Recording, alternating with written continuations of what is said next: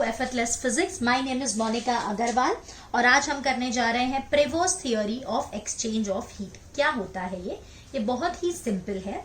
इन्होंने क्या बोला कि कोई भी बॉडी किसी भी टेम्परेचर पे हो and the temperature should be above 0 kelvin, मतलब 0 केल्विन से ऊपर कोई भी टेम्परेचर हो तो हर एक टेम्परेचर पे बॉडी हीट रेडिएट करती है as well as heat absorb करती है।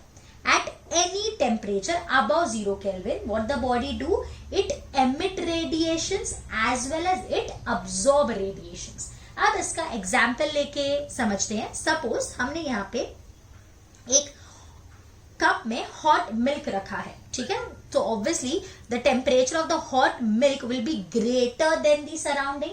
तो यहाँ पे क्या करेगा, जो मिल्क है ना वो हीट रेडिएट भी करेगा और अब्सॉर्ब भी करेगा, लेकिन in this case the heat radiations will be more compare to the absorption. मतलब वो ज्यादा हीट रेडिएट करेगा और कम अब्सॉर्ब करेगा। कब तक ऐसा होगा? ऑब्वियसली कुछ देर बाद उसका टेम्परेचर धीरे धीरे कम होते जाएगा और एक टाइम ऐसा आएगा जब उसका टेम्परेचर सराउंडिंग के टेम्परेचर के बराबर हो जाएगा। At that time the heat radiated will be equal to the heat absorbed। इसका एक और एग्जांपल लेते हैं। सपोज हमने एक ग्लास में कोल्ड ड्रिंक रखी है, it is cold drink obviously. तो यहाँ पे हम क्या देखेंगे, जो कोल्ड ड्रिंक हीट रेडिएट कर रही है वो कम होगी बिकॉज उसका टेम्परेचर कम है, सराउंडिंग का ज्यादा है। तो अगर सराउंडिंग का टेम्परेचर ज्यादा है तो वो ज्यादा अब्सॉर्ब करेगी और कम रेडिएट करेगी। अगेन ये प्रोसेस कब तक चलेगा? जब तक दोनों का टेम्परेचर सेम नहीं हो जाता। तो हमको समझ गया कि 0 केल्विन के अलावा कोई भी टेम्परेचर हो तो बॉडी हीट रेडिएट भी करती है और अब्सॉर्ब भी करती है। अगर टेम्परेचर ज्यादा हुआ बॉडी का तो ज्यादा रेडिएट करेगी, कम अब्सॉर्ब करेगी। अगर सराउंडिंग के बराबर टेम्परेचर हुआ then radiation will be equal to absorption, और अगर बॉडी का टेम्परेचर कम हुआ then absorption will be greater and radiation will be less. तो यहाँ पे वही लिखा है, थर्मल एनर्जी पूरा रीड कर लेते हैं। All bodies at all temperature above 0 kelvin radiate thermal energy at the same time they absorb radiation receive from the surrounding. Is this clear?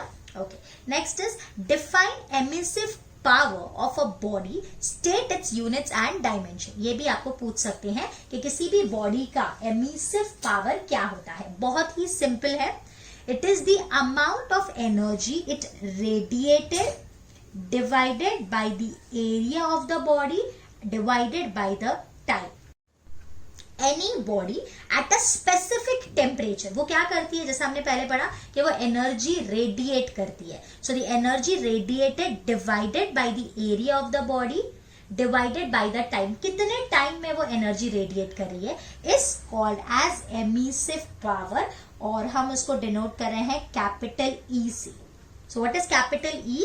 It is the energy radiated per unit time, per unit area at a given temperature, कोई भी specific temperature पे। तो इसका unit क्या होगा? Q by T। Basically this is energy, this is area means metre square इसका unit हो जाएगा, इसका यूनिट जूल हो जाएगा और इसका सेकेंड हो जाएगा। तो क्या मैं लिख सकती हूँ, जूल पर मीटर स्क्वायर पर सेकेंड। जूल पर सेकेंड क्या होता है, वॉट। सो वॉट पर मीटर स्क्वायर। अगर इसका डायमेंशन लिखेंगे तो ये हो जाएगा L0 M1 T-3। तो ये भी आपको MCQ में पूछा जा सकता है। अभी क्या देखा गया कि जो परफेक्टली ब्लैक बॉडी होती है वो ज्यादा रेडिएशंस एमिट करती है। तो हमने अगर कोई परफेक्टली ब्लैक बॉडी होगी तो उसके एमिसिव पावर को हम EB से डिनोट कर देंगे। उसी के बेसिस पे यहाँ पे एक और टर्म हम डिफाइन करने जा रहे हैं, कोएफिशिएंट ऑफ एमिशन और एमिसिविटी। इसमें हम क्या बोलते हैं, दैट इसको हम डिनोट करें स्मॉल ई के साथ।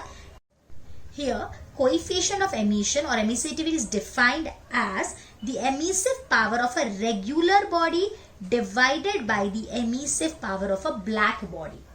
मतलब कोई एक ब्लैक बॉडी है, उसका एमिसिव पावर कितना है, EB, और एक रेगुलर बॉडी है उसका एमिसिव पावर है E, तो उन दोनों का जो रेशियो होगा उसको अपन क्या बोलते हैं, कोएफिशिएंट ऑफ एमिशन और emissivity. See, listen, the coefficient of emission or emissivity of a given surface is the ratio of emissive power. यहाँ पे आपकी टेक्स्ट बुक में पहले R लिखा था तो इसलिए मैंने R लिखा है, तो यहाँ पे मैं E कर देती हूँ. E of the surface to the emissive power EB, that is of a perfect black body at the same temperature. क्या सेम है, टेम्परेचर सेम होगा, तो जो रेशियो होगा उसी को अपन एमिसिविटी या कोएफिशिएंट ऑफ एमिशन बोलेंगे. अब इसमें अगर एक परफेक्ट ब्लैक बॉडी हुई, ये एमसीक्यू में आ सकता है इसलिए मैं बता रही हूं, तो उसके लिए E1 होगा फॉर परफेक्ट ब्लैक बॉडी, और एक परफेक्ट रिफ्लेक्टर अगर है तो उसके लिए E की वैल्यू 0 हो जाती है, बिकॉज वो सारे रेडिएशंस क्या कर देगा, रिफ्लेक्ट कर देगा. Okay, so for perfect reflector E is 0 and for black body E is 1. I hope this is clear. हम करने जा रहे हैं state and proof Kirchhoff's law of heat radiation. तो basically Kirchhoff ने क्या बोला कि A is equals to E. अब आपके दिमाग में सवाल आ रहा होगा ये A क्या है और E क्या है, तो ये देखने से पहले आप पहले वाले जितने भी वीडियोस हैं वो आप देख लेंगे तो आपको बिल्कुल समझ में आएगा A क्या है.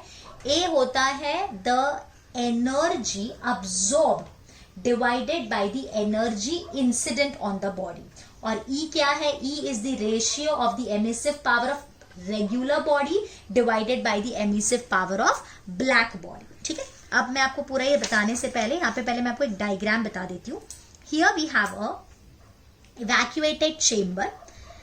इस चेम्बर में हमने दो बॉडी रखी है, बॉडी A और बॉडी B. ठीक है, दोनों बॉडीज का एरिया आइडेंटिकल बॉडीज है बिल्कुल, खाली इसका ये ब्लैक बॉडी है और ये रेगुलर बॉडी है. ये थर्मल इक्विलिब्रियम में है विद द सराउंडिंग, मतलब इनका टेम्परेचर और सराउंडिंग का टेम्परेचर बिल्कुल सेम है. मींस ये जितने रेडिएशंस अब्सॉर्ब करेंगे उतने ही रेडिएशंस एमिट करेंगे. इसके पहले हमने जस्ट अभी किया है कि अगर टेम्परेचर कांस्टेंट होता है, मतलब बॉडी का और सराउंडिंग का टेम्परेचर सेम होगा, तो जितने रेडिएशन ये अब्सॉर्ब करते हैं उतने सारे के सारे ये रेडिएट करते हैं. तो यहाँ पे हमने यही बोला है, the body is in thermal equilibrium with the surrounding. ठीक है, अब देखते हैं इसका proof. Consider an ordinary body A and a perfectly black body B. मैंने अभी जस्ट आपको बताया दो बॉडी A एंड B है, दोनों आइडेंटिकल हैं बिल्कुल. In thermal equilibrium, both will be at same temperature as that of enclosure. मतलब जो हमारे enclosure, मतलब जो हमारे surrounding का temperature होगा वही हमारे bodies का temperature होगा. अब यहाँ पे R लिखा है, R is the emissive power of body A. मतलब जो body A है उसका emissive power R है, और जो body B है means black body उसका emissive power RB है. A is coefficient of absorption of body A. A क्या है, body A का coefficient of absorption. Q is the quantity of radiant heat incident on each body in unit time. मतलब Q is the amount of energy that is falling, इतनी energy उस पर गिर रही है यूनिट टाइम में. And QA is the quantity of radiant heat absorbed by the body A. A ने कितनी अब्सॉर्ब की, तो सारी अब्सॉर्ब नहीं कर सकता, उसने कितनी अब्सॉर्ब की, QA which is AQ. गिरी उस पे क्यों, दोनों बॉडीज पे क्यों गिरी, लेकिन जो A वाली बॉडी है वो सारी की सारी अब्सॉर्ब नहीं कर सकती, तो उसने कितनी अब्सॉर्ब की, QA which is A into Q. और जो ब्लैक बॉडी है वो सारी की सारी अब्सॉर्ब कर लेती है, मीन्स Q उस पे गिरी और उसने Q ही अब्सॉर्ब कर ली. So both body will emit same amount of heat as they absorb in unit time. यानी जितनी उन्होंने अब्सॉर्ब की उतनी ही वो एमिट करेंगे. तो दोनों पे गिरी कितनी, Q. इसने कितनी ले ली, सारी की सारी Q ले ली, और इसने कितनी ली, QA. So for body A कितनी वो एमिट करेगा, A वाली बॉडी जितनी उसने अब्सॉर्ब की, तो उसने कितनी अब्सॉर्ब की है, QA. So QA is equals to R. QA क्या है, A इंटू Q. तो ये हमको मिल गया AQ इज R. इसको हम इक्वेशन 1 दे देते हैं. B के लिए उस पर कितनी गिरी, Q, और वो सारी की सारी उसने ले ली. So Q is RB. So divide equation 1 by 2. मतलब AQ is R divided by Q. R B, तो ये कट हो गया, तो हमको क्या मिला, A is R by R B. अभी जरा याद करो, हमने क्या पढ़ा है, emissivity E is R by RB. So let this be equation 3 and this be equation 4. तो क्या हम बोल सकते हैं 3 and 4 से कि A is equals to E. So hence it is proof. Means whenever we are in thermal equilibrium, at that time A will be equals to E. This is Kirchhoff's law. बहुत ही easy था, isn't it? Okay, so that's it in this video. Stay tuned for all the other videos. Thank you.